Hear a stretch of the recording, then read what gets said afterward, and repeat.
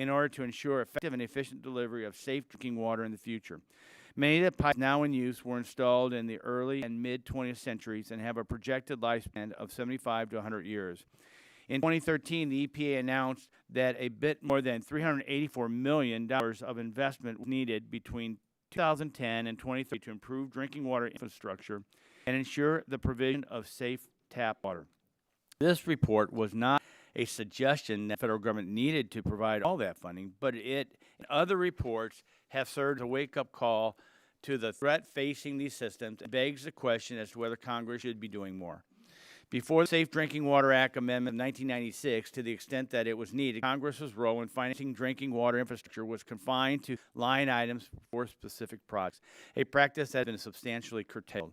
In 1996, Congress, realizing the biggest economic problem facing drinking water systems was the cost of unfunded mandates, created a state revolving loan fund program to provide low-interest loans that helped address compliance and public health needs. Last year, the Water Infrastructure Improvements for the Nation Act authorized $600 million between the two new programs dedicated to tackling lead pipe replacement and aiding economically disadvantaged and underserved communities. In addition, this law tried to further invigorate loans not related to Drinking Water Act compliance through the Water Infrastructure Finance and Innovation Act program. While I think these are solid steps, we must also reauthorize funding for the Drinking Water Revolving Loan Fund program. This has been a very successful and important program whose purpose is to synergistic in view of other infrastructure programs, having provided more than $20 billion in funding to over 12,100 projects since 1997. We must also explore other avenues that not only leverage investments in these utility infrastructures, but also do it in a way that promotes American workers and protect consumers' health and pocketbooks. We need to be smart about our investments. This is not going to be an easy discussion, but to be successful, it is one we must have. I believe we must not be afraid to spend federal money on this issue, but we must maintain local fees as the primary generator of funds for daily operation and maintenance of public water systems, as well as long-term capital investment needs. That said, we must acknowledge that not only as a percentage of household income, U.S. households pay less for water and wastewater than other developed countries, and that water rates have dropped 3% more recently. We also must remember that some systems have taken the very unpopular step of raising rates. But not everyone can do that, whether due to population contraction or local economic condition, because their rate bases aren't able to handle capital improvements as well as others do. So long as we focus on trying to increase overall purchasing power for communities, our constituents can enjoy their drinking water for the next 75 to 100 years. Before I relinquish my time, I want to thank our witnesses for being here today, especially in view of the crazy weather and travel schedules that you and we have had. I also want to welcome board members of the Association of State Drinking Water Administrators. We appreciate all the work you do and how important you are to the success of the Safe Drinking Water Act. With that, I yield back the balance. Well, I don't want to do that yet. I'd like to yield 1 minute to my colleague, Congresswoman Burn, for 1 minute. Thank you. I think that one of the things we can all agree on is that we're for clean air and we're clean water.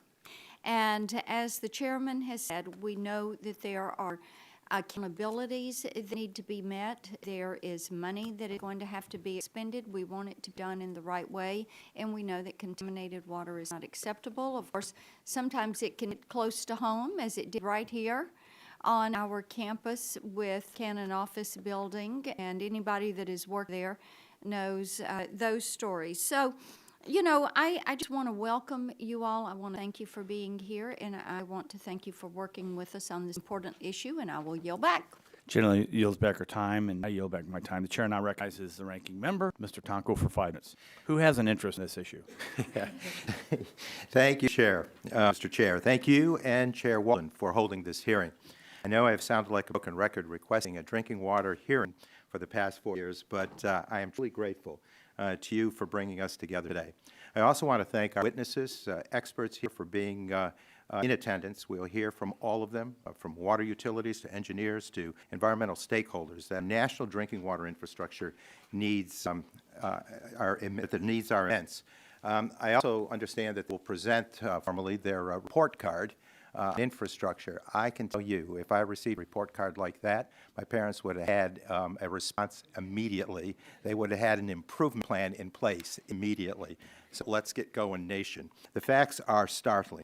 We lose over 2 trillion gallons of treated water each year from leaking pipes. There are more than 240,000 water main breaks each year, which causes service disruption and property damage. Nearly 100 mid-sized cities across our great country are facing shrinking populations, meaning a small taxpayer base to support repairs and support maintenance. As Mr. Loretto will explain, the American Society of Civil Engineers recently released their report card and have given our systems a grade of D. It is clear we're not making the progress necessary to tackle this issue. If anything, we are going in the wrong direction. EPA has estimated some $384 billion is needed over the next 20 years to keep our systems running. And as we deal with aging systems, often with century-old pipes and an alarming number of unregulated and underregulated contaminants, this estimate can only be expected to grow.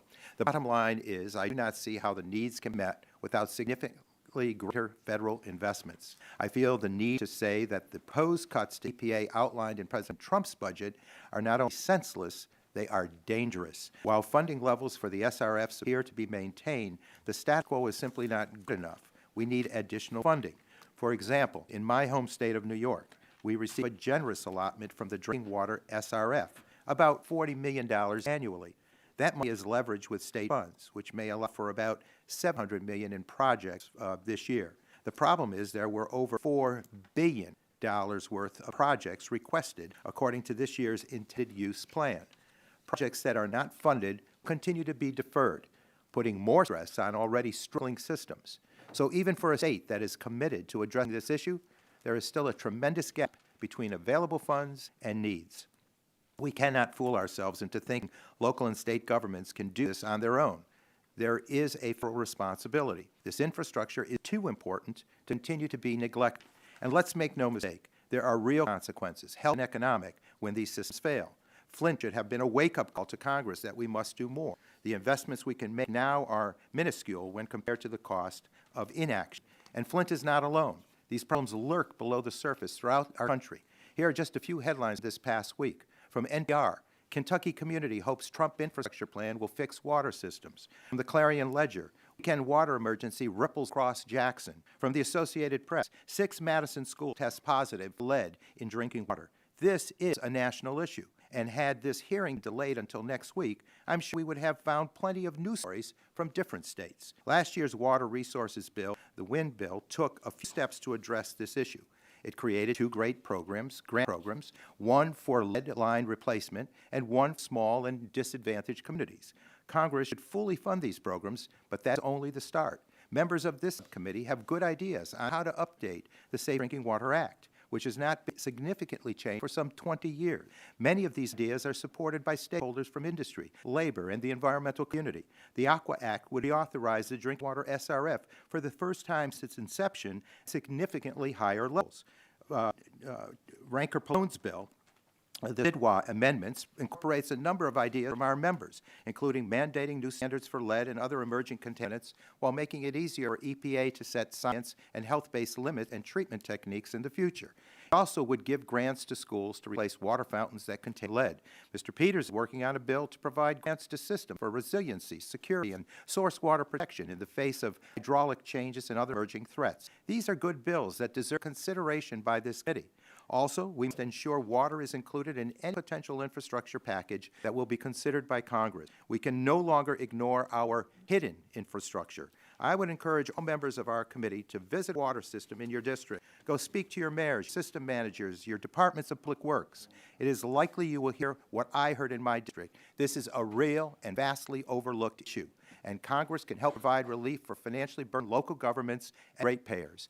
Every life in this country depends on access to safe drinking water. Every job in this country depends on access to safe drinking water. The needs are great, and the cost of inaction is even greater. It's immensely high. So I look forward to hearing from our witnesses on the role that our federal government should play to rebuild, maintain, and protect this infrastructure, which is vital to our constituents' lives. With that, Mr. Chair, I yield back, and again, thank you for the opportunity of the hearing. Gentlemen, yield back this time. Chair now looks to the majority side, see if anyone wishes to make an opening statement. Seeing none. Anyone on the minority side? Seeing none, we'll turn to our panel. So we appreciate you being here. I'll introduce you as you are prepared to make your statement. Otherwise, I go through it and I have to go through it again. So we want to first recognize Mr. Randy Ellingbo from the Minnesota Department of Health on behalf of the Association of State Drinking Water Administrators. Your full testimony has been submitted to the committee. You're recognized for 5 minutes. As you can see, this is a issue that we all find are very interested about and want to kind of move forward. So I'm not going to be militant on time, but if I do hit the gavel, you've gone way over, okay? So you're recognized 5 minutes. And I think you should press a button there in the middle and pull it if you can, as close as you can. Yes. Pull the. All right. Oh, that's good. Good morning, Chairman Shimkus, Ranking Member Tucko, and members of the subcommittee. Thank you for the opportunity to talk about our nation's drinking water systems and how state drinking water systems support them. Again, my name is Randy Ellingbo, and I'm with Minnesota Department of Health, but I'm also president of the Association of State Drinking Water Administrators, whose members include the 50 state drinking water programs, 5 territorial programs, the District of Columbia, and the Navajo Nation. Our members and our staff help all public water supply systems provide drinking water that meets all the Safe Drinking Water Act standards through monitoring of their water quality, financial and technical assistance to public water supply systems, and when needed, enforcement to help systems prioritize taking care of deficiencies and violations. Today, I'd like to talk with you about how states play a role in public health protection and sustaining the economic health of communities by implementing 3 critical components of the Safe Drinking Water Act: the Public Water System Supervision, or PWSS program, the Drinking Water State Revolving Loan Fund program, and the Revolving Loan Fund set-asides. Sufficient federal funding for these components is essential for maintaining the safety of drinking water across the country. Under the Safe Drinking Water Act, states have accepted primary enforcement responsibility for federal drinking water standards and technical assistance efforts for over 151 public water systems.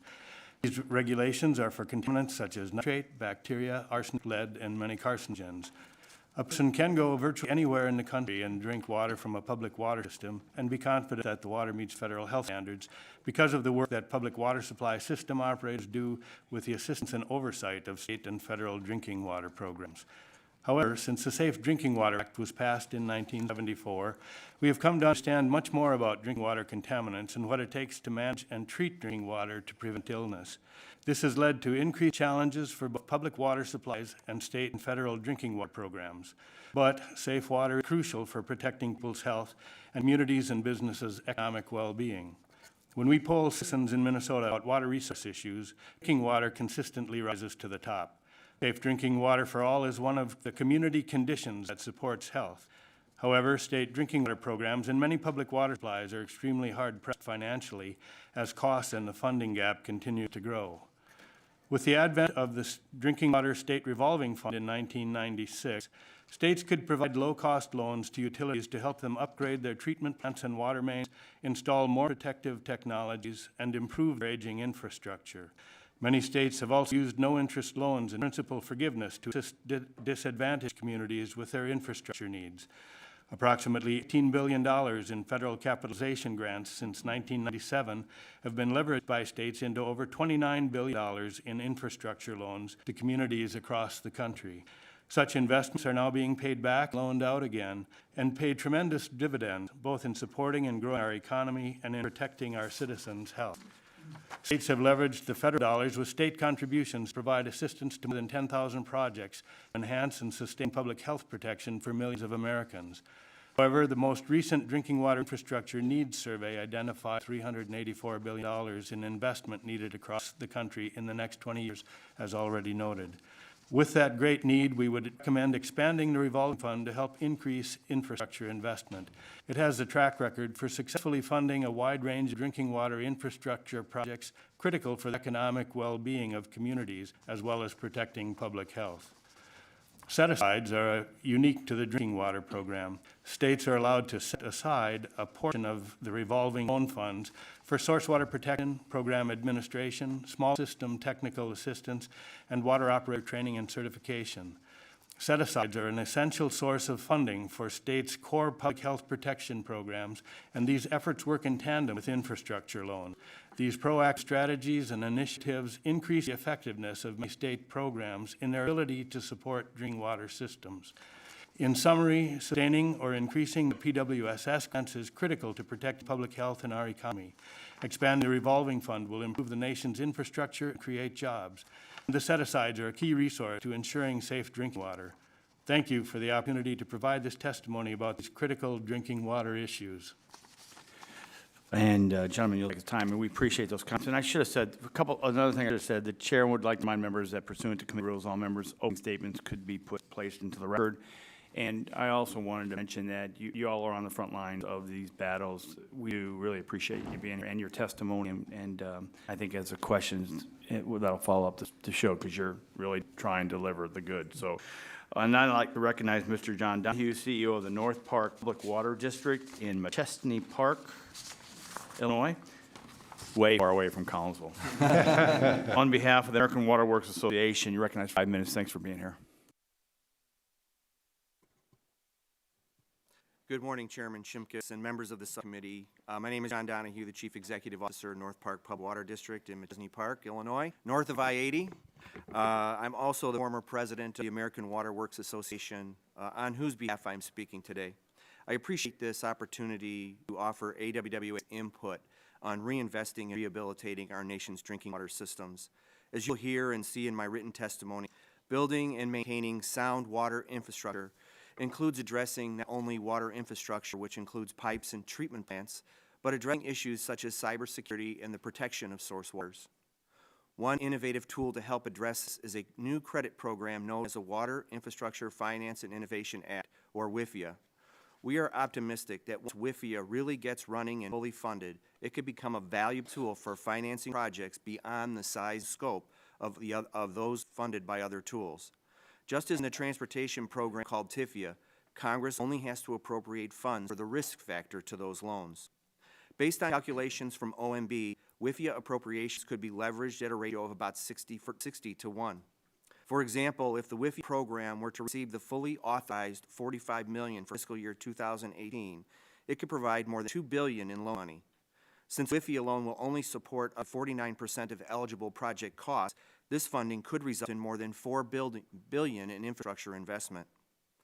Other key federal programs for infrastructure finance, like the State Revolving Loan Fund programs, or SRFs, are also designed to provide water and wastewater systems access to lower-cost financing for infrastructure projects, typically smaller than those that can be funded through WIFIA. While the SRFs are excellent programs, their efficiency could be improved by working with stakeholders to streamline those processes. We realize that this next issue is outside the jurisdiction of this committee, but we need to mention the need to preserve the tax-exempt status of municipal bonds as Congress considers comprehensive tax reform. More than 7% of U.S. water utilities use muni bonds to help finance infrastructure improvements. The decision to issue bonds determined and approved by either the local residents through referenda or by their elected officials. These bonds provide substantial savings for the cost of projects and consequently to the ratepayers. These are our recommendations to Congress regarding water infrastructure finance.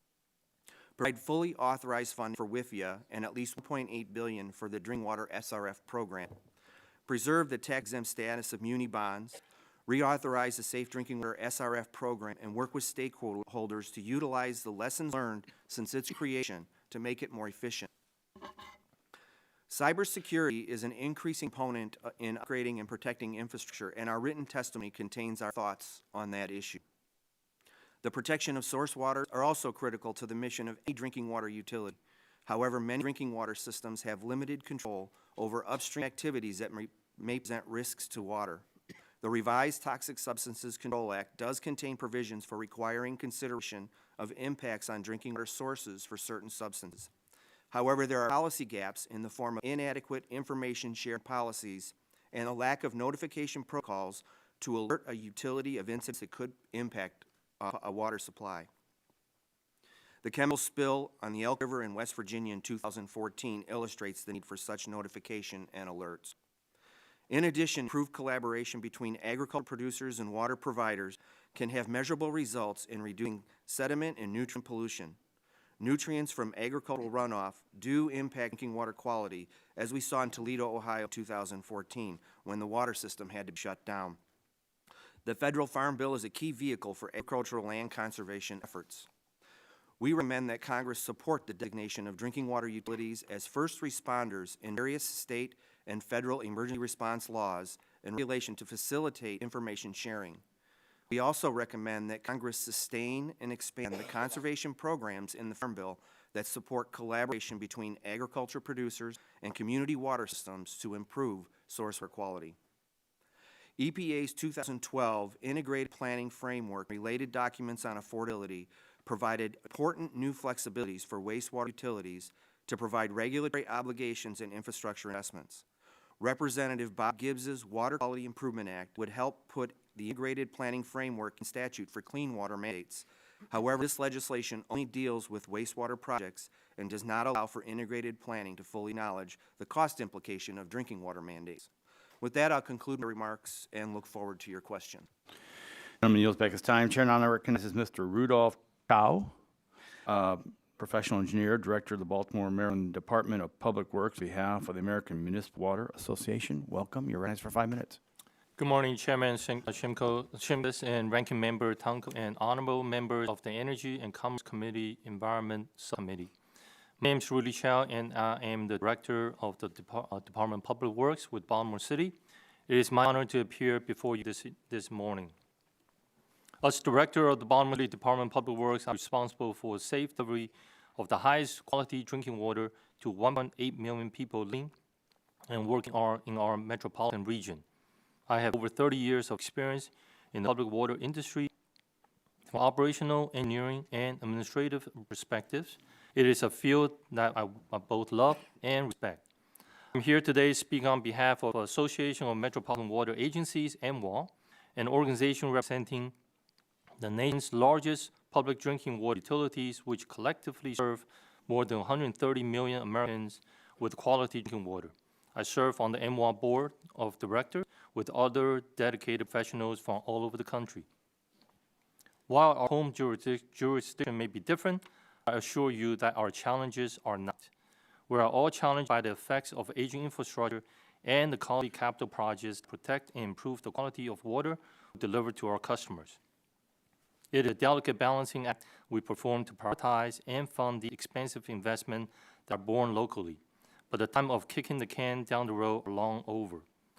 Through organizations such as MWA and serious discussion of these challenges in Congress through committees and subcommittees such as yours, we hope to seize the momentum of this national conversation and forge a national commitment to protect our drinking water.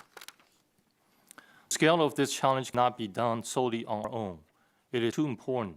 We do not want communities forced to choose between investing in necessary infrastructure and the safety of their water. But here are the cold hard facts.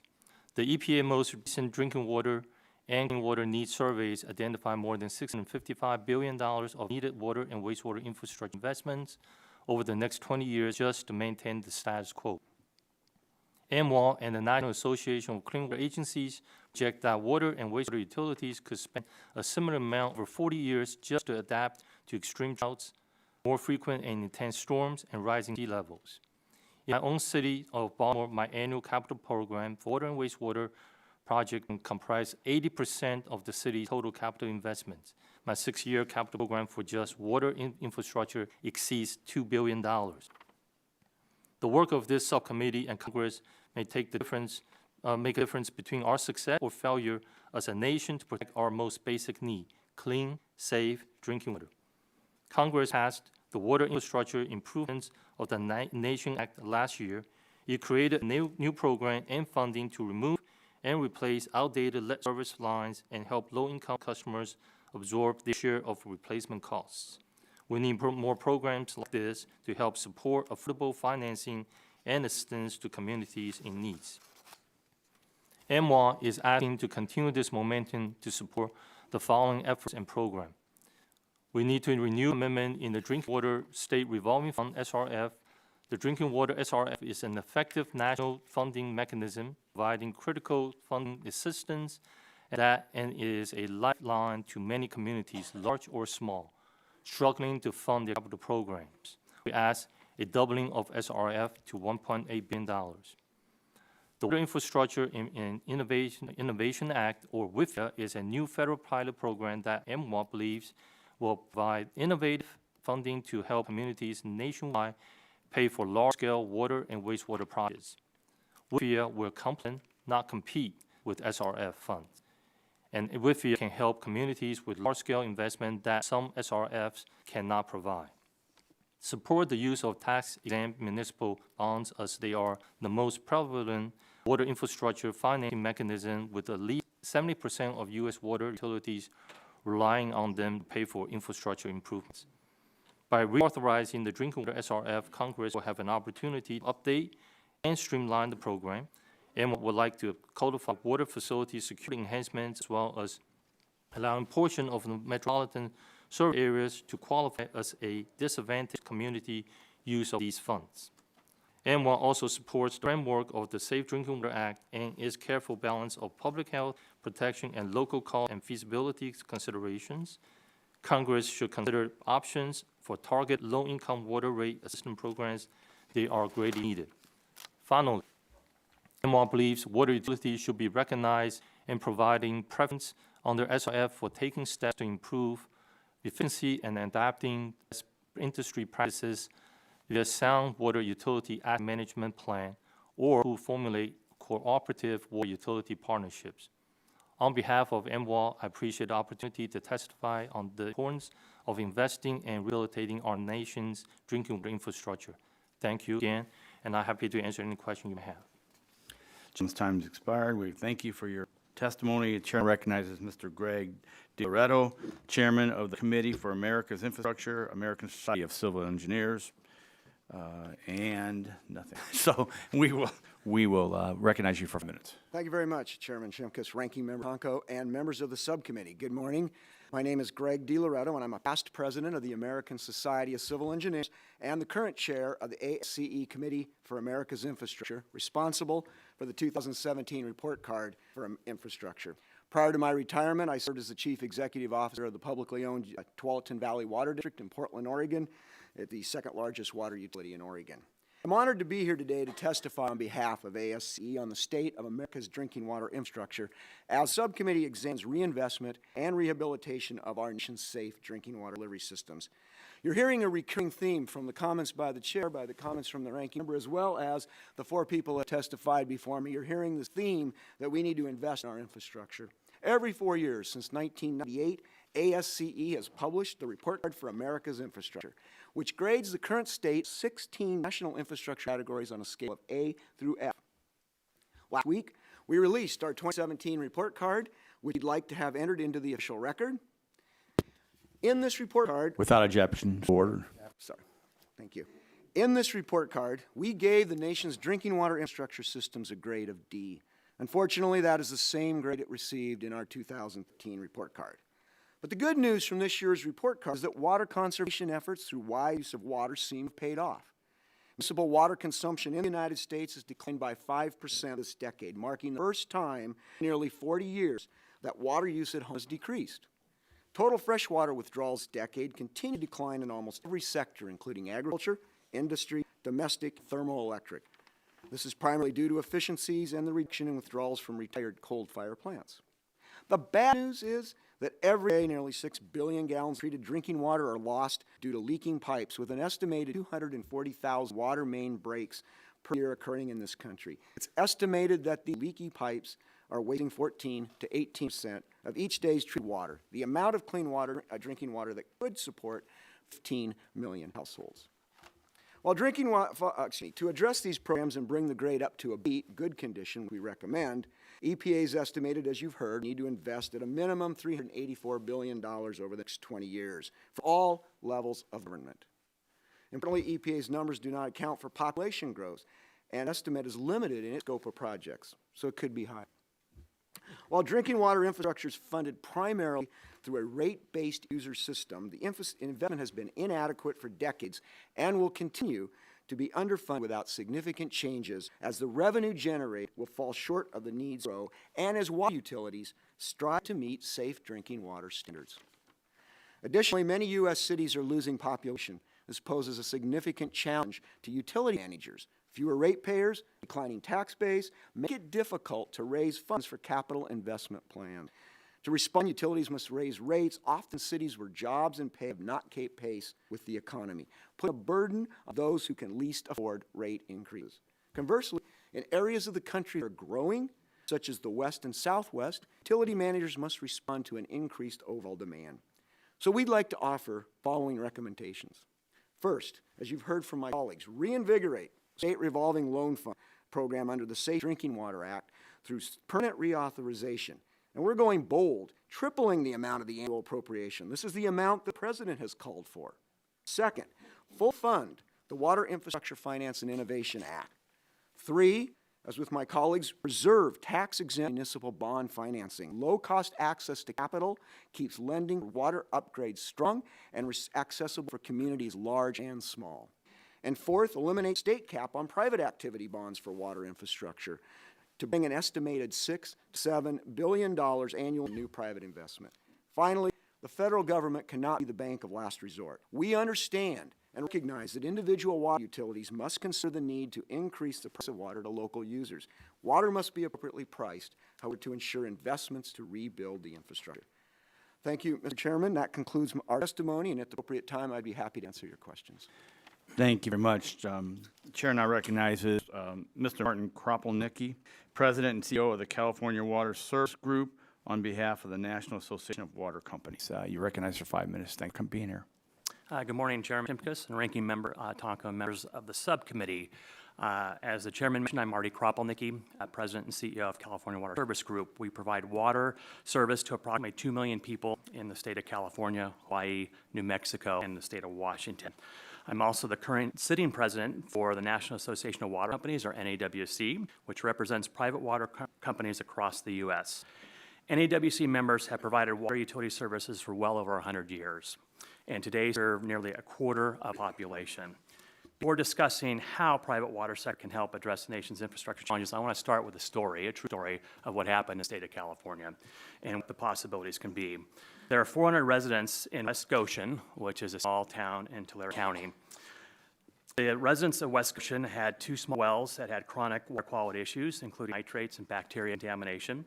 2012, the 2 wells failed. Then a portion of their water system pipes actually collapsed. We had people in this small town that actually had sand flowing through their pipes instead of water.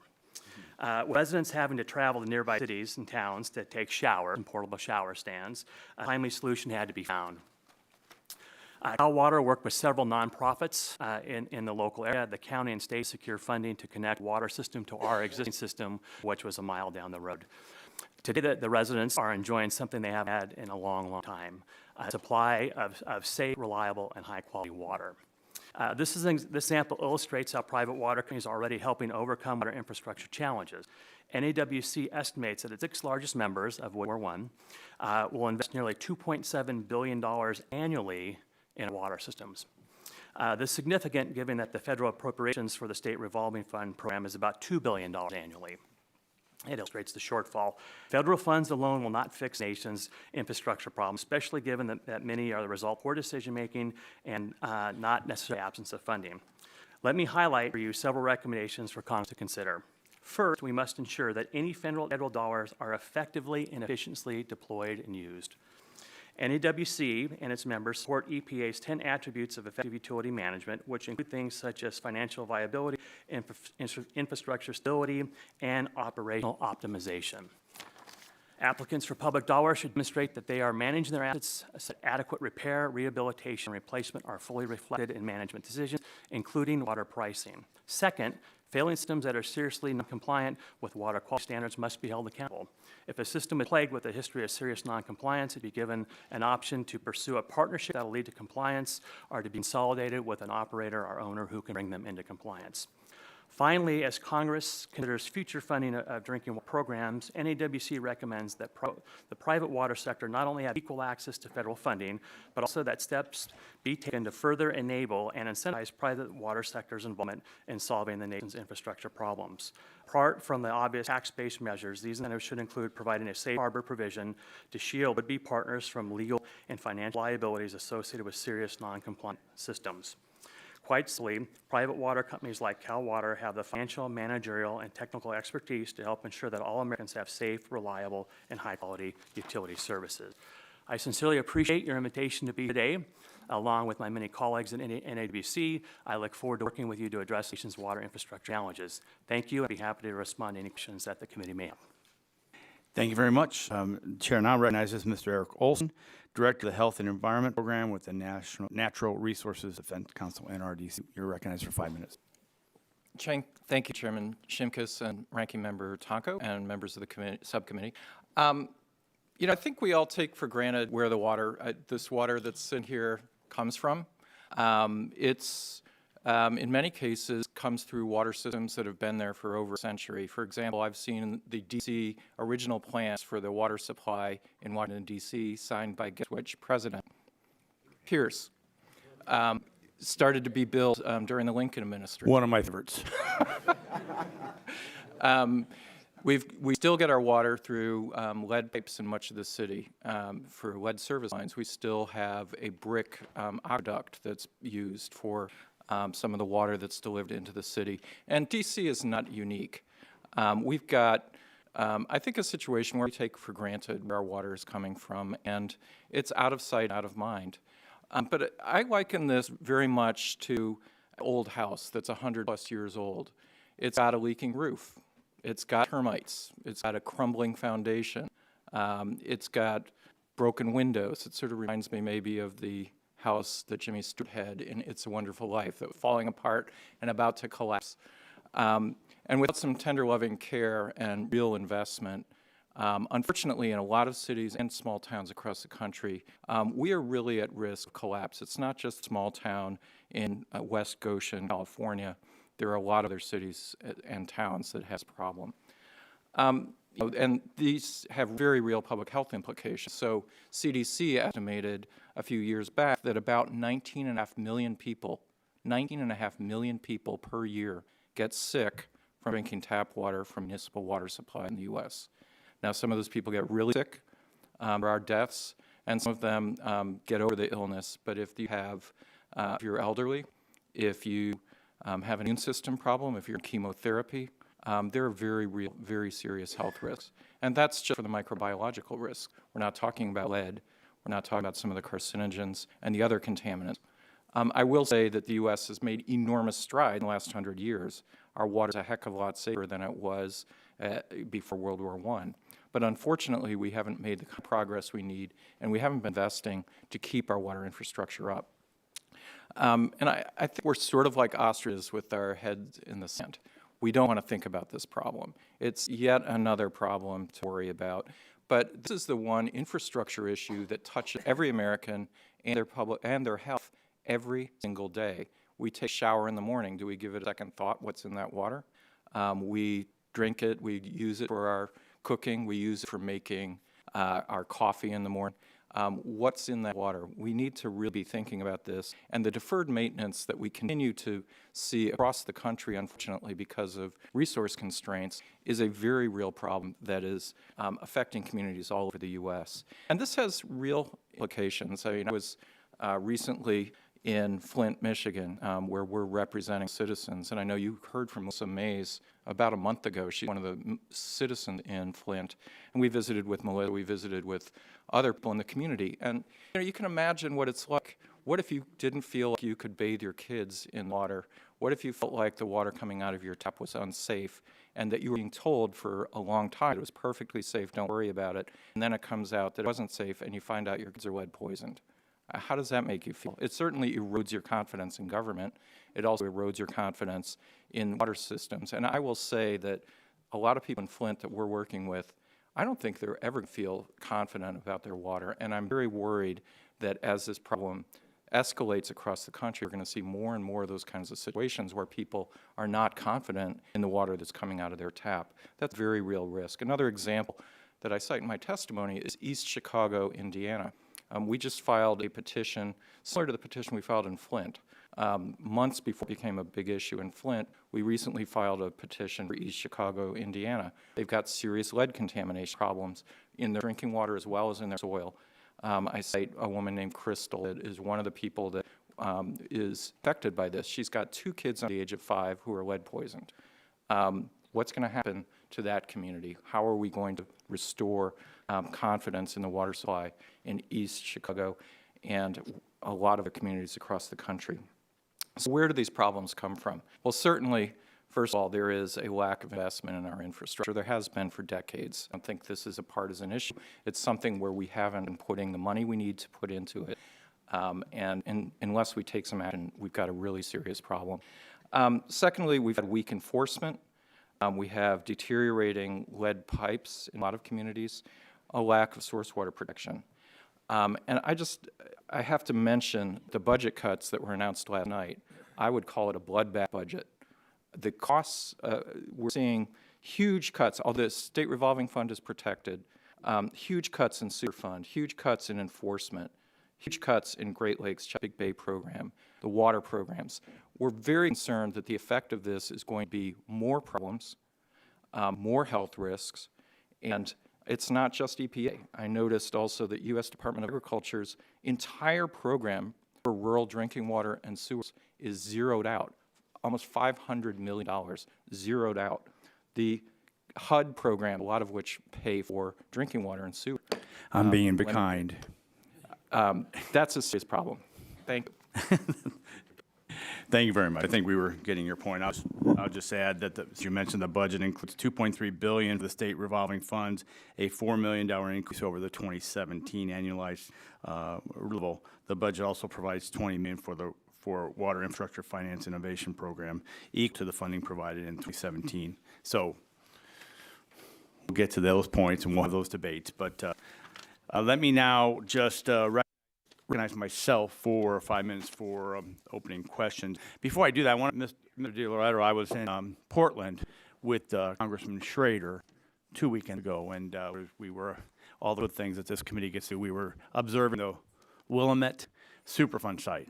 So I was just interested, does the water systems there use the Willamette, or they got retaining ponds from the mountain, or how do they? Right. The water system in Portland comes from Bull Run. It was originated in 1895 under a grant by President Harrison, and so it's up in the mountain forest. It has no human activities, no farmland activities. It's completely protected. But it used to be the Willamette River in the 1870s and 80s.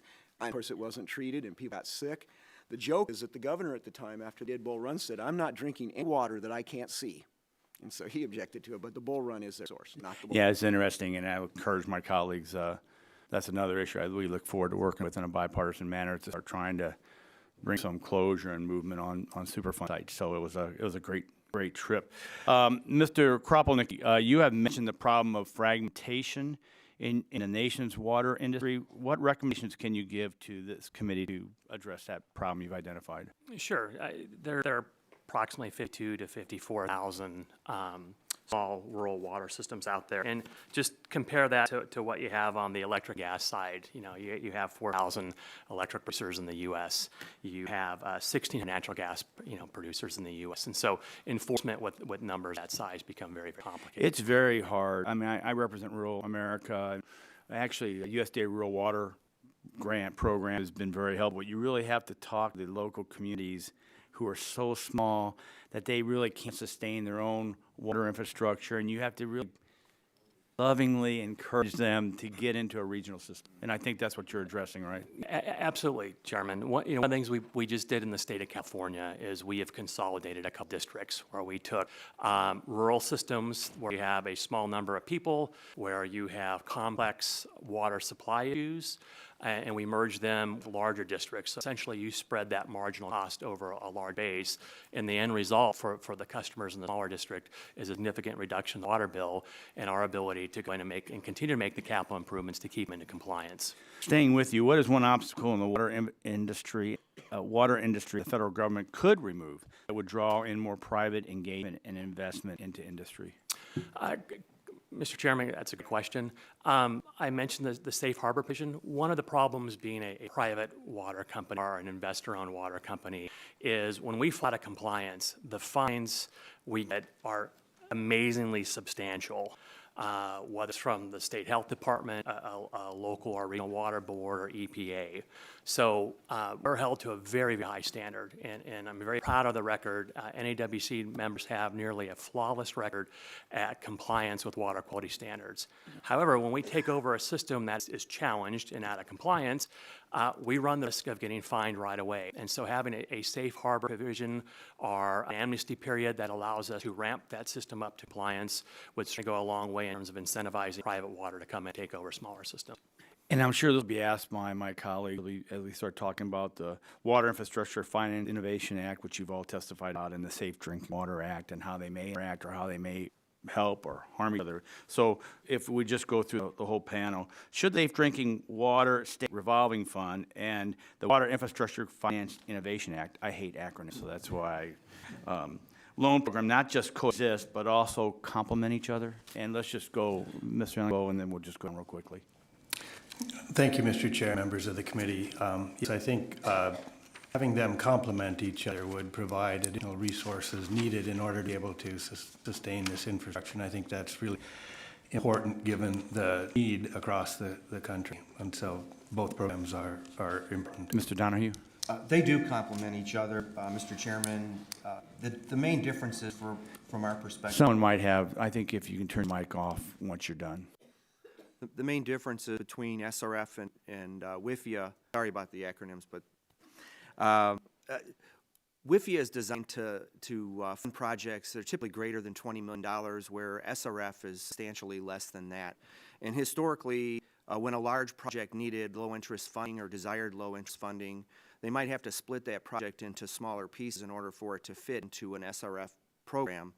And that took away resources for the smaller projects. So low-interest funding for large and small projects in the manner of SRF programs and WIFIA is vital portion of our plan to move forward on infrastructure. The only other thing I would add is that with larger projects through WIFIA, the repayment opportunities for communities are up to 35 years, where typically in the SRF program you're somewhere closer to 20. Thanks, and because of my colleagues and out of respect to them, we'll just stop there. I'm sure the other questions. And I'll turn to the ranking member, Mr. Tonko, for 5 minutes of questions. Thank you, Mr. Chair. And to the panelists, again, thank you, and thank you for reinforcing and strengthening the message of investment. Many of you discussed the needs estimates for the next few decades. Is it fair to say that there is agreement on this panel about the scale of need in this country? We debate the precise remedy to meet that need, how much should come through the SRF, how much through tax-exempt bonds, how much through increased water rates and local government spending, et cetera.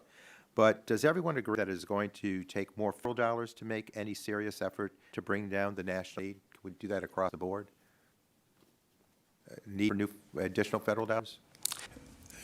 Thank you, Ranking Member Tonko and members of the committee. Yes, we do need additional Okay. federal dollars. I could just get a yes or no because I'm on limited time here. So, Mr. Donahue.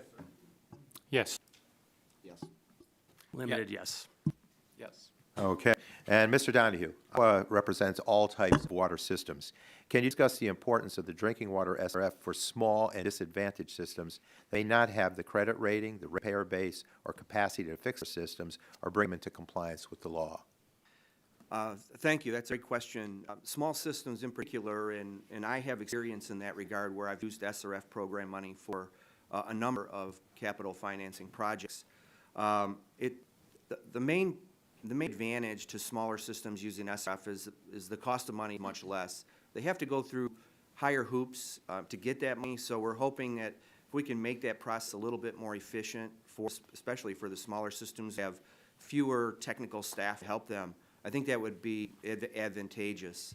I also think that using SRF money for smaller systems who have a little bit of a tough time with their credit rating, normally the conventional bond market is very good at supporting credit ratings in municipalities that are AA to AAA bond or AAA rated, and some of those smaller systems may not necessarily have such a high credit limit, credit rating would benefit from SRF, a little bit of an easier process through SRF. Thank you. And there are obvious problems when dealing with so many pipes at the end of their useful lives. In my district alone, there are pipes that go back to Rutherford B. Hayes if we're going to cite administrations. Water main breaks disrupt service and the local economy. We saw some of those coming at the worst weather moments of the year, the coldest weather. They also make the finances of these systems even more difficult. Mr. DiLoretto, or any of our other witnesses, can you compare the cost of doing emergency repairs with planned replacement, and how much more expensive is it to react? I know that to be reactive, I know that a number of engineers have recommended or suggested it's 10 times more expensive at times to do these after they break than to have some sort of mechanism that pinpoints weakness. So, Mr. DiLoretto? Well, I don't have an exact number. That sounds approximate, but you're absolutely right. If we can do a maintenance program where we schedule it out, particularly using asset management, I know a number of my colleagues here are introducing that into their water systems.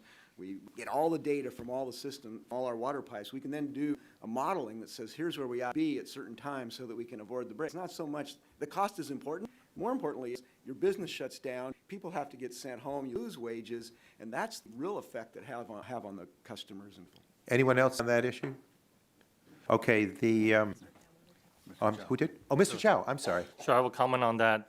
As a running city public works department, we often encounter emergencies rather than what we call preventive maintenance work. And I would say the emergency cost is a heck of a lot more than if we program that out and go through a normal procurement process. We bid it, and we certainly going to get a much better favorable pricing comparing to emergency costs.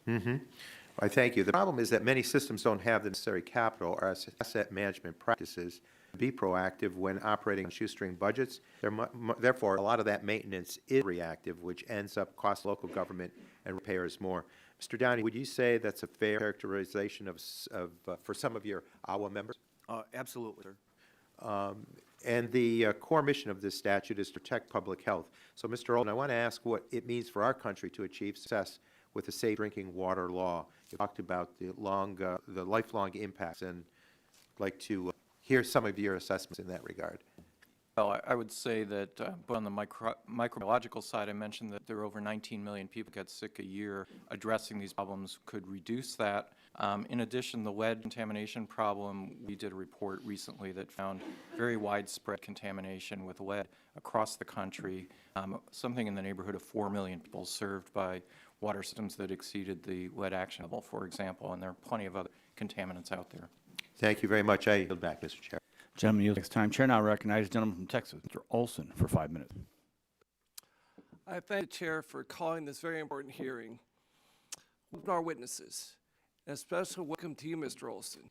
You're one of the few, the proud, the rare, Olson with 2 O's, not O-L-S-E-N. So again, welcome. Contaminated water has had national focus because of the tragedy that happened in Flint, Michigan. That was a pipeline infrastructure. Lead leached out of the pipes and got in people's drinking water. It was in the water they drank, they bathed in, they prepared food with. And only years will tell us the damage that's been done to bodies with that lead exposure. It'll take a long time.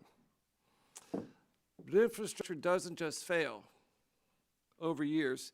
It can happen overnight, in a flash. It happened in Corpus Christi, Texas, the week before Christmas this past year. They lost all their drinking water for 3.5 days because they had a spill. A chemical from an asphalt plant leaked into their water. Corpus Christi has a special place in my heart. I got my first hour flight time at Corpus Christi Naval Air Station. The first was 1,400 hours. I got my wings rolled there, a naval aviator. I know that time like the back of my hand. They have 320,000 residents. Flint has about 100,000, so 3 times bigger than Flint. The local grocery stores were swarmed by bottles of water. Schools were shut down for the better part of a week. The mayor resigned after 37 days in office, just over 1 month. He beat a long-term mayor on the issue of water. During her reign, they had boiled water alerts 3 times in the last few years. Against that background, I'd like to ask my questions and talk about my home, Fort County, Texas. Texas 22. It's about 2/3 suburban and 1/3 rural. It is exploding with growth.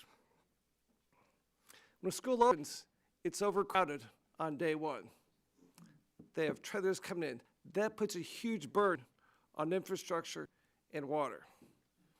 If you drive away from my house 1 mile, go to University Avenue, there's these big blue pipes, probably 3 feet in diameter, water pipes, to try to get ahead of the growth we have to have. My first question is for you, let's see, Mr. Chow. How, with our existing resources, can we help growing communities like Fort Bend County and Brazoria County and Harris County manage growth and serve new customers in a cost-effective way with clean, reliable drinking water? Yeah, any cities undergoing growth is going to be facing the challenges. First of all, with the infrastructure, the current state it is, and you talk about expansion, and that's the reason why you got these above-ground pipes trying to deliver the water the best we can.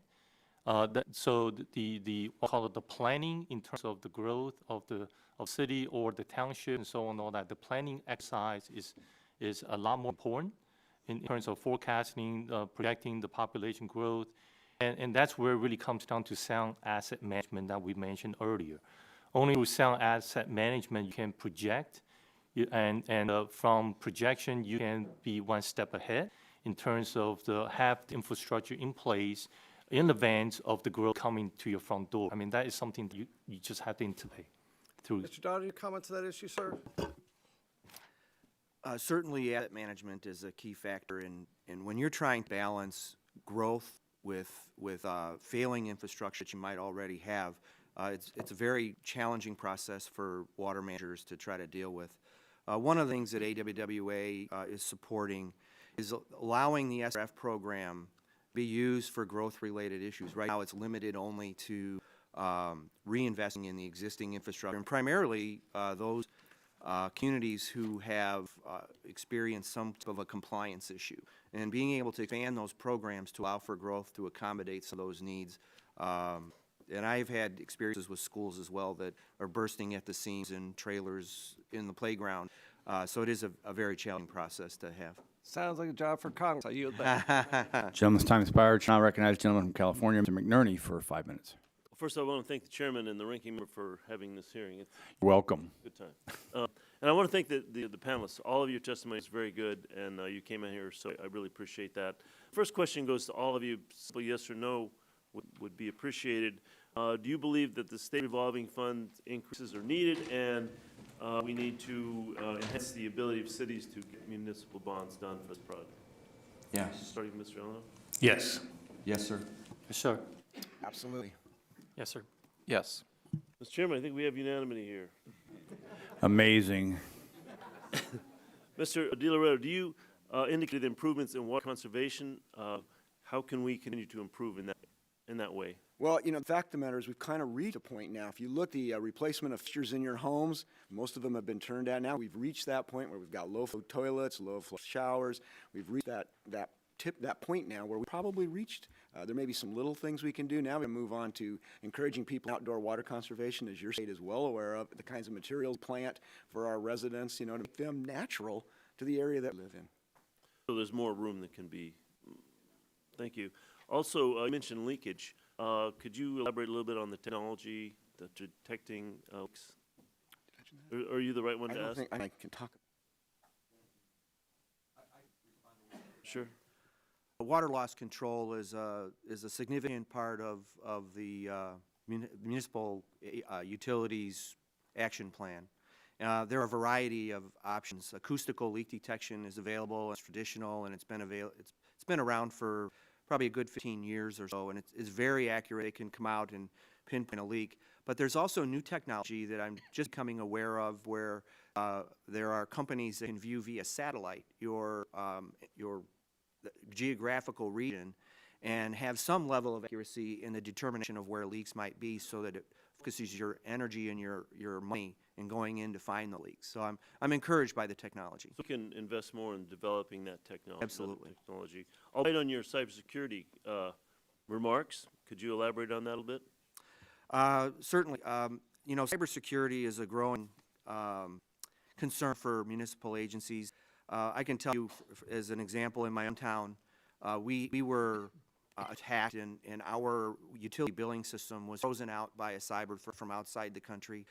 We had to pay a ransom to get our basically get our computer system back. Wow. So one of the things that AWA promotes is working not only with the agencies that develop those tools, those computer tools for utilities, but working with the agencies that develop the software programs that prevent those threats from coming in. I think a tremendous amount of investment is needed in that regard. That's horrifying that you would be ransomed. Well, we were just glad we could buy it back. Wow. Could you elaborate, Mr. Donahue, on some of the way that federal money is leveraged? Oh, sure. So one of the things that's been spoken about quite a bit here this morning is the SRF programs and WIFIA, a new financing tool. And for every $1 that is invested in the WIFIA program or in the budget, that's put in the president's budget or in the Congress budget, you get $60 in loans for those utilities. So using a low interest money from the Treasury and being able to leverage that is something that will be very valuable to utilities going forward as we continue with our infrastructure investment. Thank you. Mr. Olson, could you talk a little bit about the weak enforcement problem? Sure. We've been concerned of this for some time, and frankly, the budget cuts are going to make it worse. The problem is that there are literally tens of thousands of violations every year of the Drinking Water Act, and a lot of those are not major violations, but there are a lot of health standard violations, literally thousands of health standard violations ranging from lead to microbiological. And unfortunately, a lot of those are never enforced against. There's no full enforcement. We found 3% of violations actually face any penalties. And we're not saying that every single violation requires a penalty or something like that, but what we do need is a cop on the beat, a clear signal if there's a violation that there will be consequences, especially if it's an ongoing serious one. And EPA's own data shows that even the highest priority violations, they're not getting around to enforcing, nor are the states in many, many cases. Okay, simple yes or no, do you think it's a matter of over-regulation? I think it's a matter of under-regulation and under-enforcement. Thank you. Mr. Chairman, I yield back. Gentleman yields back his time. Chair now recognizes the gentleman from West Virginia for 5 minutes. Thank you, Mr. Chairman, and Doretta, I was there speaking. I'm a fellow of the American Society of Civil Engineers, 50 years now, been a member. And How long? Can you say that again? Just for the mic, get it closer so we can hear that. How long? that's a 50 years. But anyway, having said all that, I'm fascinated with a lot of this presentation, and you all have done a great job on that, but I get into some other issues that I want to follow back up with that. The SRF program has been something that's been much dear to me, and I know a few years ago, about 3 years ago, the administration slashed that by half and to transfer that money to educational processes rather than. So I'm glad we were able to get that restored, but the EGC is still putting on its literature that its Congress is still cutting back on the money to the SRF. So my question in part is if we can restore it, and Mr. Chow, I particularly like saying double the amount of money with the SRF. You don't get an objection from me on that. But my concern I would have and voiced over the years has been how do we do a better job allocating the SRF money to rural communities? Because when I go back to my area, I hear time and time again, it's larger cities getting the money, and everything we've been able to do confirms that. So what would be the step we should take here in Congress to put our foot down a little harder on getting this SRF money to rural communities? Well, certainly, I mean, the SRF fund, I mean, is really more focusedly on the smaller municipalities, and I will answer it this way, that many of these raw areas or small towns and all that, they're lacking what we call a technical assistance. So that means, unlike the Baltimore City where we have a good number of engineers Isn't that that look thing at. we just did a couple years ago? We provided more technical assistance, but we didn't increase the budget. So all we did was more people in the queue to get the same amount of money. Right, but the thing is that I think we as utilities, as colleagues, and then I think there is a responsibility of us, meaning utilities, large utilities, are providing assistance to those smaller municipalities and smaller communities from technical assistance perspective, from experience, lessons learned. I think will go a long way. I mean, if you don't have a project plan designed, what good is SRF? You got to get to that stage so you can tap into that dollar. Let me see how it goes. I've got a couple other quick questions as well. We know we've had the problem in the West, has been the lack of water in the West, the drought they've been doing for 4 to 5 years out there. Would it, I know it's not quite your testimony that you all were talking about, but is the AWWA or the ASC, or is anyone out there talking about ways that we could replenish the aquifers in the West? Is there anyone talking about that? Because I know there have been some reports in the past, and we're ready to work on that by putting some water lines out and just replenishing the aquifers in the West by using the Missouri or the Mississippi. Thoughts, please? Good question, Congressman. Couple thoughts on that. One, we've had a lot of rain this last year. It's been actually one of the wettest and largest amount of snow possibly in the last 4 decades. The other thing I would say, to talk about conservation, California's done a great job of conservation. I know for our customers, we reduced consumption 27% in about a 3-month period, and then we've been able to maintain that. The real problem in California is the fact that you have a population of almost 40 million people, and a backbone that the state owns was put in place in the 50s and 60s when the population was 11 million people. So the drought highlighted need for more storage. Right now in California, the reservoirs are full, so you have a lot of runoff happening where that water's running off into the ocean. So it's really a long-term planning scenario. I think you've heard that theme about asset management. It's the same thing, I think, with the state.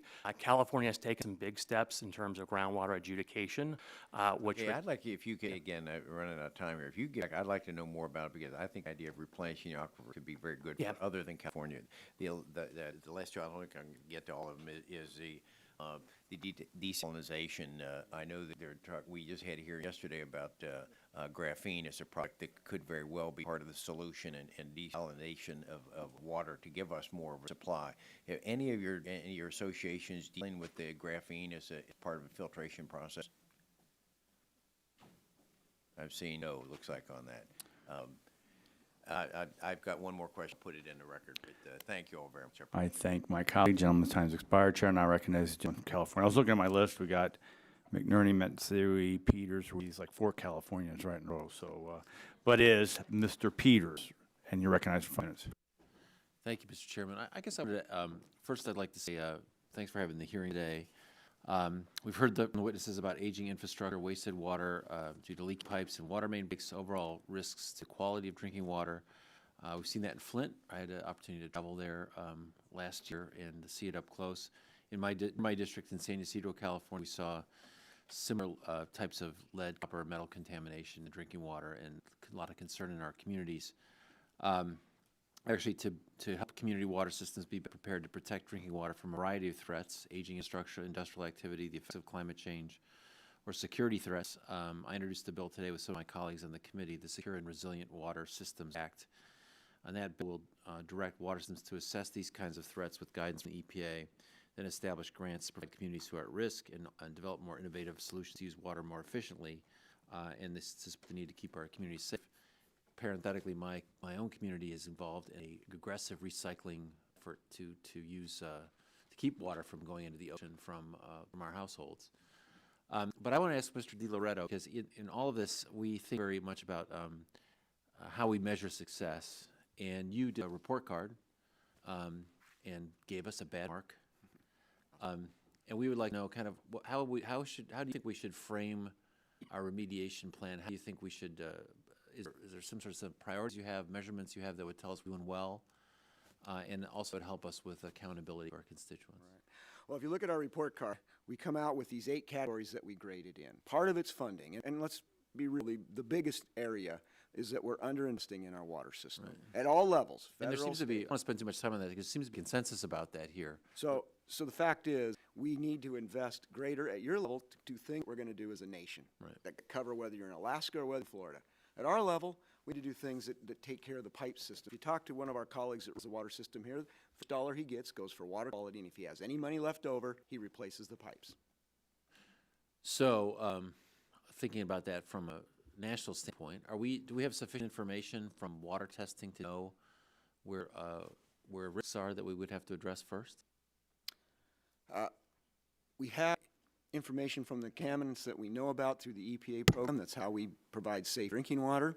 Emerging contaminants continue to occur, and we work through a way to do that. Right now, our goal meet the Safe Drinking Water Act from EPA. Do you believe that that particular part of the program, the testing part, is sufficiently funded? Well, we did that at our own agency, so I can only speak for my own, and we believe that it was sufficiently funded to do the testing we were required to do, and then some above and beyond that, so we can ensure our customers. So when we think about underfunding, we're thinking mostly about pipes, it seems like. Well, yes, exactly. Our report card doesn't look at source water, it looks strictly at the physical infrastructure. So the underfunding that we report talks about underfunding in pipes, underfunding in any physical assets at a water treatment plant, pumps, and so forth. I won't take time off. Can I? Yes, sir. Mr. DiLorenzo is with the engineers. I think some questions are good questions to ask the operators, Mr. Donahue, Mr. Chow, and Mr. Kropelnicki, because I think you're on to a point. What other things need to be used? And so I just want to throw that in there. I'm sorry for interrupting you. No, thank you, Mr. Chairman. I guess, and just to clarify, I'm thinking systemically from our perspective as a federal government. Suppose we gave these folks and their affiliates the money that they said that they needed. I'm not sure that'll be easy, but that only took seconds to say. Dream big. What would we expect to see? How would I measure in 5 years that you're doing the right things that the system's doing the right things with the money? I'm asking you, Mr. DiLoretto, because you're the teacher. Well, clearly what we would say is a grade of B. Its condition is good. Okay, you don't see the 240,000 water main breaks a year anymore. You're going to see some, that's inevitable, but you're not going to see that anymore. We start seeing water quality and our pipe systems are both in that good condition. Condition's good, funding's good, capacity's good. So you look at the number of water main breaks, maybe miles. One measurement. Mile pipes replaced. That's right. We'd also be looking at we don't make this data up in the report. We get published data. It's from somebody else. We analyze it. We would start seeing that number that EPA talks about going down. We know that we'd fund it. You'd see reports from these agencies that would say, yeah, I've got enough revenue. How about like numbers of people exposed to metal contamination? Would be kind of that would to me would seem like a priority too. It would be, although we don't measure that in our report. Again, we're looking strictly at physical assets. Okay. So for me, I think I understand that we did a whole sewage and water replacement thing in San Diego when I was in the city council. We used miles of pipes. It seems that there has to be some sort of accounting for contamination, and as a way to calculate where you'd start. I did, and I won't take too much more time, Mr. Chairman, but I'll just say that when I went to, I think the thing that amazed me was the level of indifference to it from the Congress, that this amazing contamination, and I've dealt with a lot of contamination issues, and some are worse than others. About the worst is metals in children, heavy metals in children under 6. It's about the worst contamination you can have because it's so deleterious and so permanent. And I would just suggest to my colleagues that starting with that kind of contamination would be the place where we'd start to focus on placing pipes. And thank you much for being here. Just time expired. Chair now recognizes from Michigan, Mr. Wahlberg, for 5 minutes. I thank the chairman and thank the panel for being here. Mr. Engbo, let me ask you for your thoughts on how we incentivize integrated asset management across roads, drinking water, sewer, storm, water management, streamline investment, and ensure proper planning, investment, and maintenance over the life of infrastructure. Thank you, Mr. Chair and member, for that question.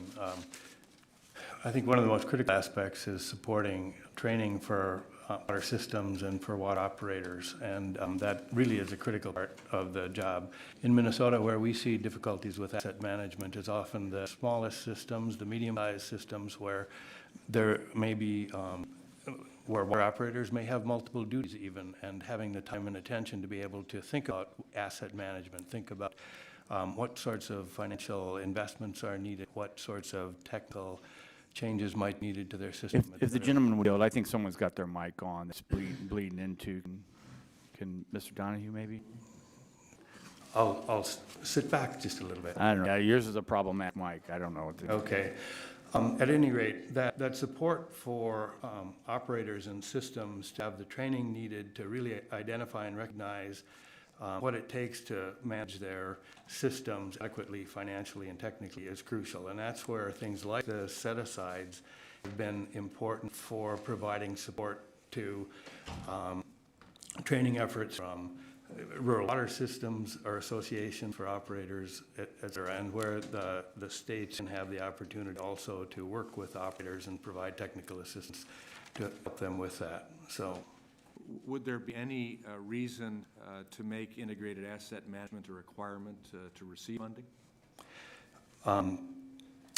I think merits, certainly that would not only promote it and provide interest for operators in doing that, but it would provide the states with the backing, so to speak, to require that of the systems as they develop these plans. And so certainly this asset management piece is important for the long-term life of the systems, that could be a part of support for seeing that done.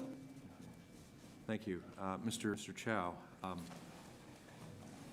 how can we ensure transparency in rates and system needs in order to determine investments? Thank you for the question. First of all, and maybe I circle back and address some of your first question on integrated planning framework, because that sort of threads into your second question. You've got the mic. I'll take the answer. No, I think the integrated plan framework, first of all, it's understanding your assets to ensure that you are looking at things more holistically. You mentioned about the water, you mentioned about the sewer, you mentioned about the stormwater and so on, all that. And bottom is very fortunate, we are among probably one of the first that actually came up with the EPA integrated plan framework document, where we look across not only the sewer versus stormwater under the current EPA integrated planning framework definition, we expanded that to water as well. So you got to look at things holistically. So when you talk about funding, you got to make sure you provide the funding to the ones that yield the most benefits. And clearly, you don't have enough money to do all of it. You had to start from somewhere. And one of the things we talk about, how do we reduce the water main breaks over time, is that you can't just go on there and start replacing water mains. You sort of got to identify where is the most vulnerable piece, and then go after those. And through those sound asset management methodology and look at things holistically, you begin to have a good planning framework in terms of how do you attack this so-called infrastructure crisis that we are facing, because you can't bite on this elephant all at one time. You got to take one bite at a time. So, thank you. I yield back. Gentleman yields back this time. Chair recognizes the other gentleman from California, Dr. Rees, for 5 minutes. Thank you, Chairman. I want to follow Mr. Peters and his concerns for the public's health. As a physician, I understand the direct link between our nation's drinking water quality and the health and well-being of the people that I serve and that we all serve. Water is fundamental element that everyone, regardless of political party, regardless of social status, needs to survive. So improving our nation's water delivery infrastructure is crucial to improving our nation's health. In California, 85% of the community water systems tap groundwater source to supplement their drinking water supply and deliver water to more than 30 million people. But many groundwater basins throughout my state and across the country are contaminated, as we all know, by both naturally occurring toxins like arsenic and hexavalent chromium, as well as human causes such as leaky septic systems.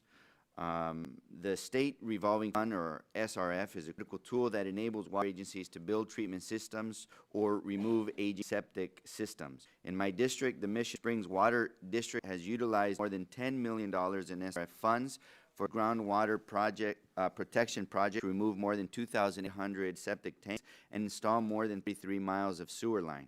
This project is critical to protect the groundwater supplies across the Coachella Valley and may not have been possible without the SRF. But not all communities even have access to treated water systems. Families in many vulnerable and rural communities like Mecca and Thermal, which I represent, where I grew up, rely on private wells that can have levels of arsenic more than 10 times the national legal limit.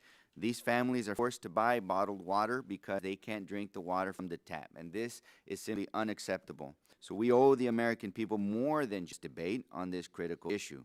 Clean, drinkable water should be a priority for every community across America because it affects everyone, regardless of your political party or politics. We must act to ensure our water delivery infrastructure is not only up to date, but also reaches every community in America. In terms of the public health, these septic tanks are above ground with a little rain, even in the desert where I live and represent and grow up. Those septic tanks can overfill and overrun onto the unpaved dirt area where children and the elderly and everybody else play and walk and going to school. So you can imagine that we have a lot of underdeveloped areas in our nation all across rural America. This is for Mr. Olson. You mentioned in your testimony that deferred maintenance of our drinking water systems is a ticking time bomb that threatens the public's health. So what are the health impacts of drinking water contaminants such as arsenic and chromium? And can you elaborate on the reduced treatment costs for people if we protect water sources? Yes. Well, there are several contaminants that are fairly common. You mentioned two of them, arsenic and chromium, especially chromium. Hexavalent chromium is one that we're worried about. Arsenic is fairly widespread. EPA reduced the standard down to 10 parts billion a little over a decade ago, I guess it was. It's widespread in California and many other communities. The health impacts of a lot of these are cancer is one of the risks. We're obviously worried about lead being widespread contaminant that is affecting a lot of communities. It's not just Flint, East Chicago, Indiana. There are many other communities that have a lead problem. And we believe that it's really important to invest in this. You mentioned rural communities. We're seeing very significant proposed cuts to deal with rural community water. For example, a $500 million cut was proposed in this budget for the USDA rural water program. So those residents in the central part of America, in rural America, are going to feel the biggest burden of this budget. Exactly, in terms of their drinking water. That's right. And then obviously they're also proposing cuts in the Mexico border program to zero that out for water. Also the Alaskan Village program, zeroing that out, and many other programs. So rural communities are going to get duped once again. We're very concerned. Yeah. Those are where the health risks often are worst. Yeah, I mean, you know, it's unbelievable, but it's true, and I see it in my rural communities as well. I got 10 seconds, so I'll refrain from asking another question. Go ahead and give the mic back. I thank my colleague, and I recognize the gentleman from Texas, Mr. Flores, 5 minutes. Thank you, Chairman, and thank you, gentlemen, for joining us for this important hearing today. I'd like to start with Mr. Chow. Mr. McInerney started with a question for the entire panel. Each of you said that municipal financing, tax exemptions are very important. And so, Mr. Chow, I'd like to dig into that a little bit. A lot of us, at least on this side of the aisle, would like to see a comprehensive tax reform package passed this year. And what I'd like to ask you is what tax reform components are important to drinking water infrastructure financing, and why? Well, I mean, certainly maintaining the muni bonds being tax exempt is going to go a long way. I mean, I mentioned in my testimony that our 6-year program is about $2 billion, and most of them is going to be funded by bond markets, and we're going to have to go to the bond market and borrow that money. Now we do get some SRF from our state, but in relatively comparing to the overall needs, and SRF it just doesn't go far enough. Now certainly with the complement of WIFIA, it's looking at, it's going to be another tool that we are exploring in terms of the availability to us on larger projects. When we talk about the 1.8 million customers, so on, all that, our projects generally are larger in nature, and the WIFIA is going to be very helpful from that perspective. Thinking outside the box for a minute, I mean, we talked about muni finance and WIA and SRF. Just outside the box for a minute. Is there anything else that could help? Well, I mean, certainly, no one has mentioned P3, which is public-private partnership. I mean, this is kind of where I'm trying to go. Yeah. That's an area that is clearly is a tool in our toolbox. I mean, so in terms of financing our infrastructure, we go for state grants, then we'll go for SRF, then now WIFIA is available to us, and ultimately leveraging the private dollars in terms of our infrastructure needs, because the fact that we can't continue to raise water rates at the pace that we have been raising water rates, particularly in Baltimore with the population 40% is under so-called the national median household income level. So leveraging the private dollars, negotiate terms are perhaps more favorable in terms of length of the payback periods and so on and all that.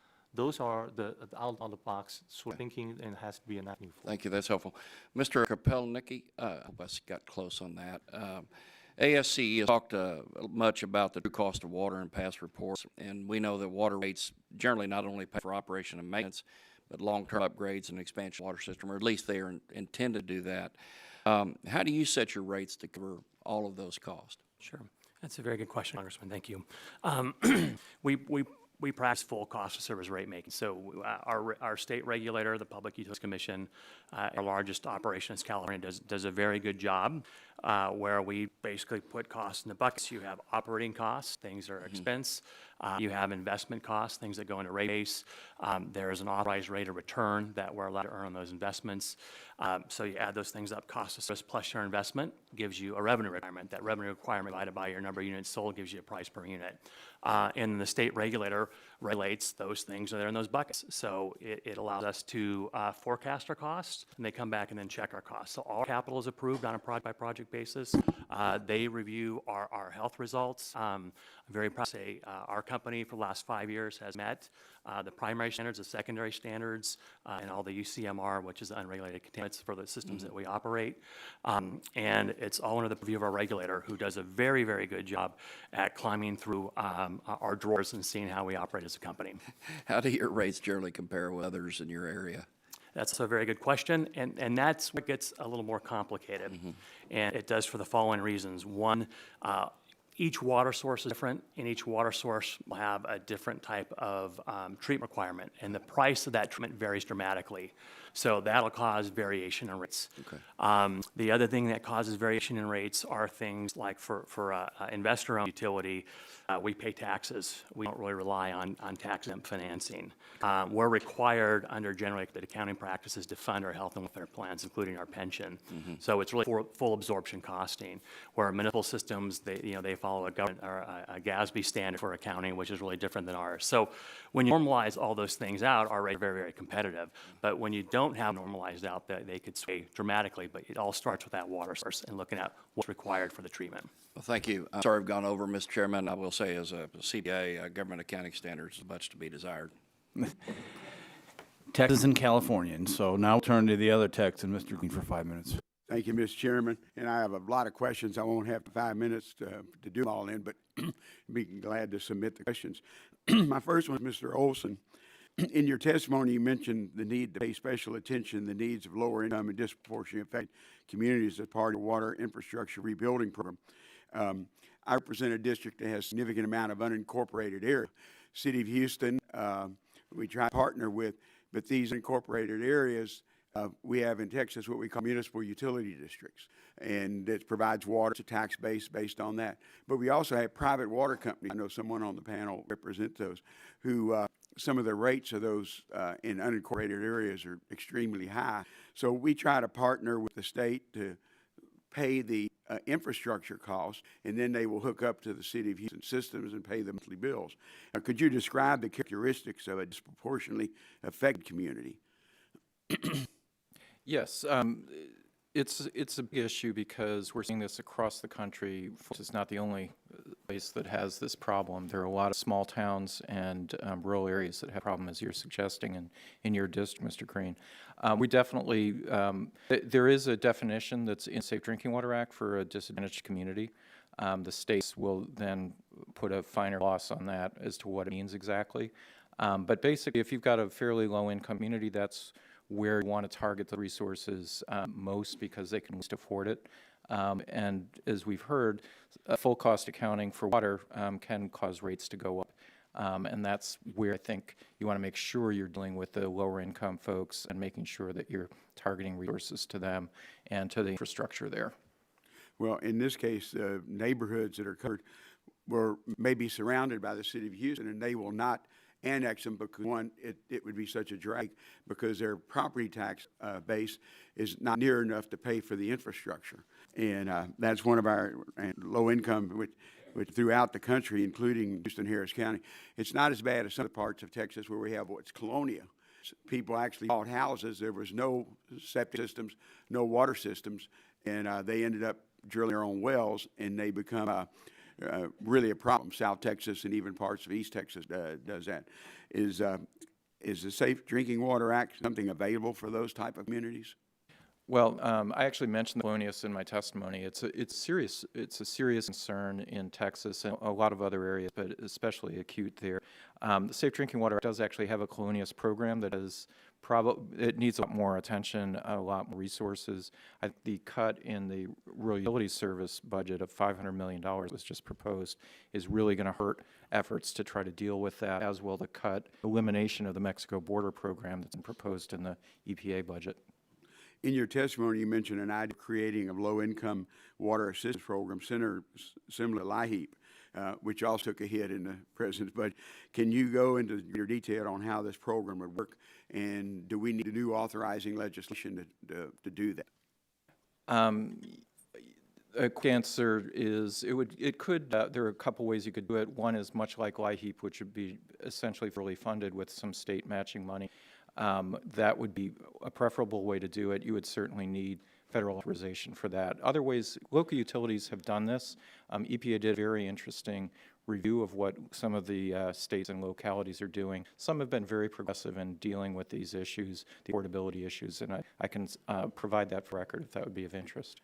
But again, be a partnership similar to federal government, state government, even local community pay Exactly. a share, but being paid something they can afford. That's right.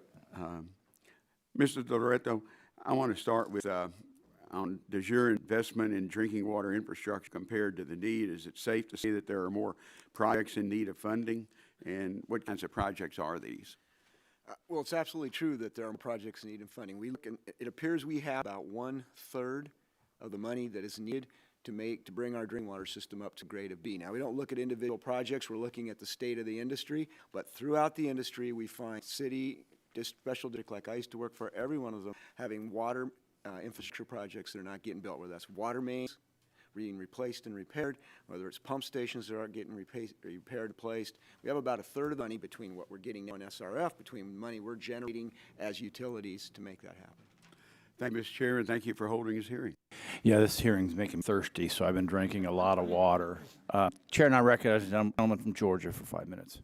Thank you, Mr. Chairman, and thank all of you for being here. I appreciate this very much. I have to share a personal story with you. I was a mayor of a city way back when, and I was mayor from 1996 to 2004. I started when I was 10 years old. But anyway, fascinating. When I was in pharmacy school, I never realized that I would know so much about water and sewer. Because when you're the mayor of a growing city like I was, I refer to this as the nuts and bolts of municipal government, and it is. You know, for most people, they turn on the faucet, the water flows, they flush the toilet, and the water goes away, and that's all they know. But when you're there, you got to know everything about it. In 1996, our population was 4,500. When I left in 2004, our population was 19,000. You can imagine the challenges that we had. And we did it in hindsight. I think it may have been easier for us in a sense because we had, if you will, a private partnership with the developers. We said, yeah, we'll extend water and sewer lines, and we'll go through the state revolving fund, and we'll get that loan in the city, but we need letters of credit from you to cover that. It was a win-win situation because we were able to get low rates that they took advantage of. We were able, in a municipality, to be able to be assured we were going to get a return on it. Otherwise, we call in those letters of credit. And I was just wondering if you tried any innovative ways like that. I suspect it's going to be a lot different when you're talking about repairing water and sewer lines because, you know, we were growing and we had a different set of challenges that we had to deal with, but that in some ways I think was advantageous to us. I mean, that we could do, but when you've got existing infrastructure, that seems to me like it would be more difficult. I want to ask you, Mr. Donahue, you represent kind of a smaller municipality. What challenges do you face there in getting the funding and that you need in order to do these kind of projects? That's a very good question, and thank you. It's a rather loaded question, too, I might say. As a small utility manager, trying to keep rates so that they are affordable to our lower income lower socioeconomic customers and still provide the type of resources that we need to provide to maintain our capital is a difficult balance to try to maintain. Back in the day when I had extensive growth, we had developers and we would put the burden on building that capital on the back of the developer, and then they would turn that capital over to us. But now, in trying to reinvest and rebuild that infrastructure, that falls solely on the backs of the ratepayers.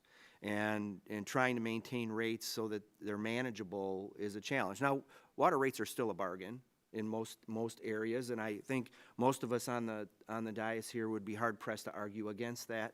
But we can't leave the low-income folks behind, and we have to come up with strategies that will help support them while we're still growing our infrastructure, or maintaining our infrastructure. I got limited time. I got so many questions. I've talked to some of the water managers, if you will, in my district, and they're telling me a lot of their costs right now are with the unregulated contaminants, having to test for those. Are y'all having that same experience? We have a groundwater system where I'm from, and we test for unregulated contaminants every 2 or 3 years, as required by our state agency. It's not a real burden for us. We manage that pretty easily. Now, if we had issues with it, we're fortunate that we have good groundwater. But if we had contamination issues, then it would be a significant cost burden for us. I want to ask anyone who wants to jump on this, and this is, I apologize, this may be off of the beaten path, but one of the problems we have in my area is that we draw most of our water from the Florida aquifer. Well, we're right on the edge, and we're having saltwater intrusion, so we're having to use treated surface water. Aquifer storage and recovery. Any opinions on that? The agency that I ran for 14 years uses aquifer storage and recovery, and we would take water in the wintertime and we were able to inject it into the ground there, and then we pulled it out in the summertime. So it became another reservoir, if you will, for water in the summertime. Any problems with it, though? I mean, we had, it's tough to get them to take that step to do it because you feel like they're going to contaminate our purest system. Right. It started out that way, but I'm from Oregon, so our water, we don't have some of those problems that you have perhaps in other parts of the country. Right. And so after we worked with our Department of Environmental Quality and Health Division, we were able to actually do a pilot project that showed that it worked quite well. Okay. Can I have one last question real quick? No. No. Yeah, I mean, seriously. It's just a statement. We've got 2 colleagues that have been waiting for a long time. So why don't we just say no? You can submit it for the record. I will. The chair now recognizes the very patient, gentle lady from Michigan, Ms. Dingle, who I know has some questions for 5 minutes. Thank you, Mr. Chairman. And I thank you for holding this hearing because as somebody who comes from Michigan, the Flint water crisis obviously stays in everybody's hearts and mind every single day. And I strongly support increased investment in our drinking water infrastructure that should help our communities replace lead pipes and fixtures quickly and safely. I'm actually even going to ask a question in a minute that is unscripted. God forbid we ever go unscripted in these hearings. But, Mr. Olson, first let me ask you, how can federal infrastructure investments be used to protect communities from lead? Well, there are a couple of urgent needs. One is there are about 6 to 10 million lead service lines across the country, according to industry estimates. And we're going to need to replace those. American Water Works Association and others have said we need to replace those. So that's a huge need. There are also needs for treatment in many communities that corrosion control treatment is not up to snuff, and we need to address that as well. One of the issues that we really haven't talked about, but I'm really seeing in our communities, and I want to build on the tax question of my colleague from the Republican side, is because I had an idea that I'm wondering if it's something we should pursue. Many homes still have lead pipes in my communities, and nobody's talking about that. And that isn't the system's responsibility, but until we get rid of those lead pipes, that's going to continue to be a crisis, and we're trying to map. Is there, maybe Mr. Chow, I'll ask you this is an unscripted question, so staff's probably having a heart attack behind me, but is there something we should be doing to help homeowners be able to replace these pipes as well? If they have contaminated pipes such as lead pipes and so on, all that, it's not going to be helpful in terms of water quality. So, so we sort of have to think outside of the box. So for example, I just introduced an example that we have in Baltimore. So we have aging infrastructure just like everybody else. And we recognize when we have aging infrastructure, likely the homes who are tapped into our system are equally aged.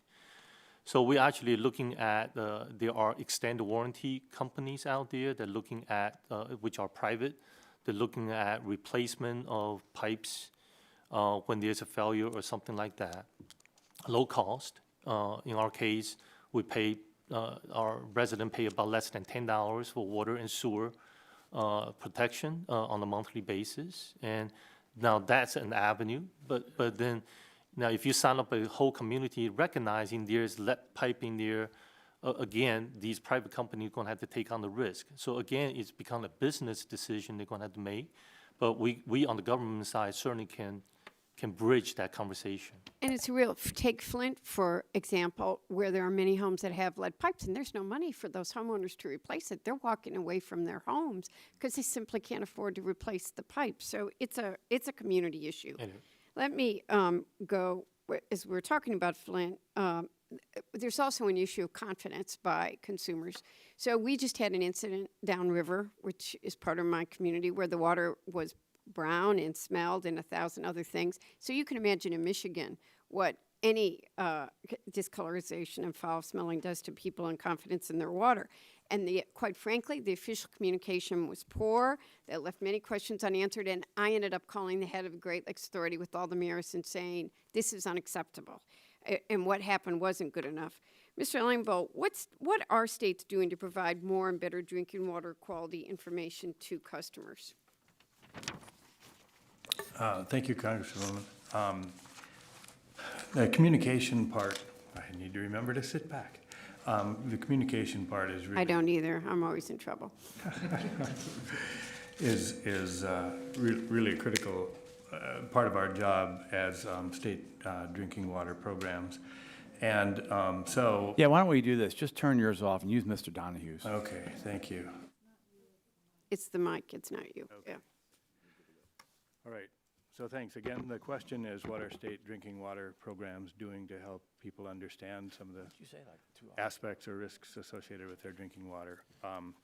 Well, first of all, what's really critical is that we work with our communities as they need information to provide to their citizens. For example, in the issue of lead, I think one of the major aspects is helping people understand what they might be able to do in their homes to avoid problems or provide filtration. We need to have the resources available that are important through the set-asides from the state revolving fund in order to be able to provide that technical assistance, to provide better information from the state level, to have as a resource for utilities to be able to access. And so that's an ongoing challenge to provide effective communications. I'm out of time. I'd like to do more questions for the record because I think having just experienced this, there are a lot of issues. You are allowed to do that without objection. So the chair now recognizes the gentlelady from Colorado, Ms. DeGette, for 5 minutes. Thank you very much, Mr. Chairman.